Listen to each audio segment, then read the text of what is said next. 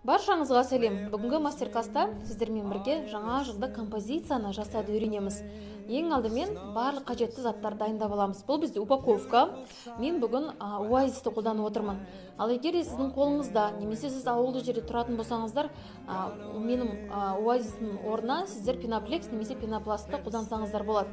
Ең бастысы дәл видеода секілді кирпичикті ойып алсаңыздар жеткілікті. Сонымен біздің упаковкамыз дайын болды, әдемі лентамыз дайын болды. Енді сіздермен бірге ішкі составына көшеміз. Неге мен бүгін қызыл түсті упаковканы таңдап отырмын? Өйткені қолданып отырған конфеттерімнің шоколадтарының түстері қызыл.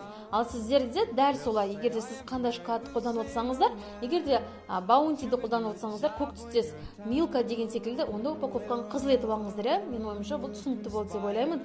Қараңыздаршы, қандай әдемі. Жаңа жылдық эмоция, жаңа жылдық көңіл күй сыйлау үшін онда жаңа жылдық декорларды көбірек қоссаңыздар болады. Олай болатын болса, 15 минуттың ішінде дайындалатын біздің концертіміз дайын болды. Сіздерге мастер-класс ұнаса, онда менің еңбегімді бағалап, міндетті түрде лайк пен комментарийді аямай басыңыздар. Өйткені ауырып тұрсам да, бірақ та сіздер үшін осындай керемет композицияны жасап шықтым. Баршаңызға сәттілік.